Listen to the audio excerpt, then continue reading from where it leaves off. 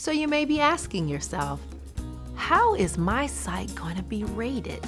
QSLA sets a standard of quality and focuses on supporting early educators like yourself on a journey to meet and exceed these standards created by Quality Counts California.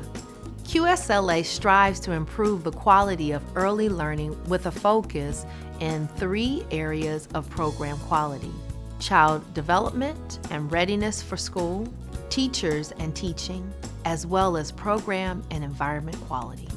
Within these focus areas are elements of child care best practices that are used to assess program quality at QSLA sites.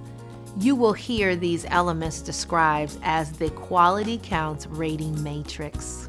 Using the Quality Counts Rating Matrix, your center or family child care home will be assigned a rating of 1, 2, 3, 4, or 5. The rating is not a teacher-specific score, but an overall rating for the center or family child care home.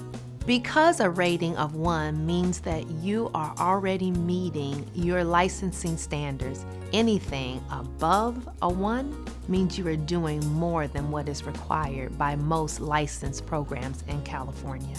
So no matter what rating you get, you're committed to quality, and that makes you awesome because you make a big difference in children's lives. To better understand how to read the requirements for each element, let's review how the Quality Counts Rating Matrix is organized. Element names are located in the far left column. These include child observation, developmental and health screenings, lead teacher and family child care provider qualifications, teacher-child interactions, ratios and group size, program environment rating scale, and director qualifications. Points are assigned to each element based on a set of expectations. Point levels go from left to right with highest point values in the last column. Under each point range from 1 to 5, requirements are listed that must be met in order to achieve that point level. When looking at the point levels, licensing standards are given the minimum score of 1. As point levels increase, requirements increase as well.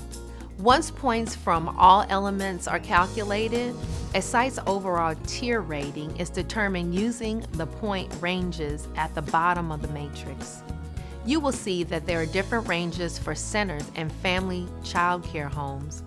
This is because Element 5 and Element 7 are not used for determining family child care homes' overall tier ratings. QSLA believes that quality is ever evolving, and even in programs that achieve a Tier 5 rating, there are always areas for continued growth. It is important to note that programs do not have to achieve 5 points across all elements to receive an overall Tier 5 rating.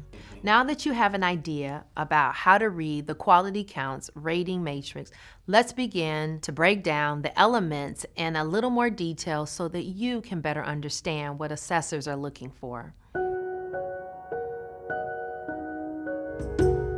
Element 1 is labeled Child Observation.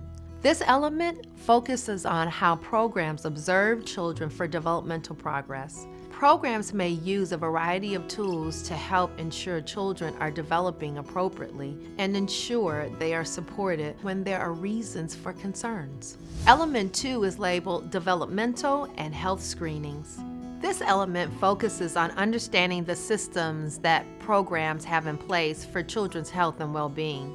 Children cannot succeed in school if they are not healthy enough to focus on experiencing new opportunities. Element 3 is labeled Lead Teacher Family Child Care Provider Qualifications. Research shows that the level of education teachers possess impacts the effectiveness of how children learn. Therefore, for centers, lead teacher qualifications are collected and analyzed to determine staff qualifications based on their education and permits obtained. For family child care homes, This element is used to analyze the qualification of a person who spends the majority of time with the children, often the owner.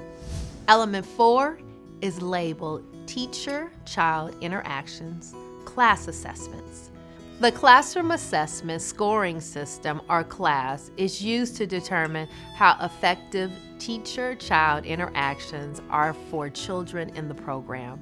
Assessors will observe 1/3 of sites' classrooms based on the age of the children. The class has an infant, toddler, and preschool version that may be used depending on the age of the majority of children in the classroom on the day of the observation. Assessors will complete 4 cycles using the appropriate class tool for each group observed. Element 5 is labeled Ratios and Group Size. Lower ratio and group size is often associated with better child outcomes, and because of this, ratios are noted to ensure children receive optimal learning opportunities. This element is only used for centers. Family child care homes are not assessed in this element. This element is scored based on the ratio and group size assessors observed during the program environment assessments. Element 6 is labeled Program Environment Rating Scale.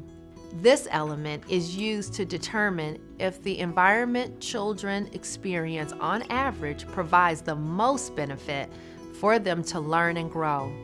Like the class tool, 1/3 of the classrooms will be observed on the scheduled assessment day, and assessors will ensure all age groups represented at the sites have an assessment conducted. Element 7 is labeled Director Qualifications. Director qualifications are analyzed to determine qualifications based on education and permits obtained. This element is only used for centers. Family child care homes are not assessed on this element because their qualifications are assessed under Element 3.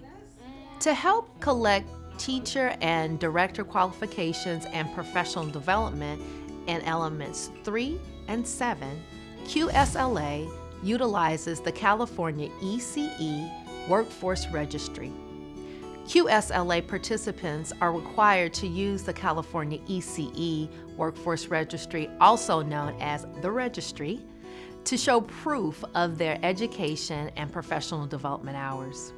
The California ECE Workforce Registry is designed to promote and track the education, training, and experience of early care and education workforce. This database allows teachers and directors to store permits, credentials, and track professional development hours in a safe and secure system.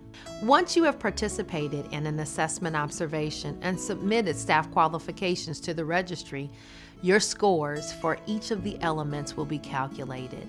You will receive an overall tier rating ranging from Tier 1 to 5, with Tier 5 being the highest level that can be achieved. The report will also explain in more detail how your program scored across all elements. Once this tier rating is determined, your program will begin to receive coaching, access to professional development, and financial incentives.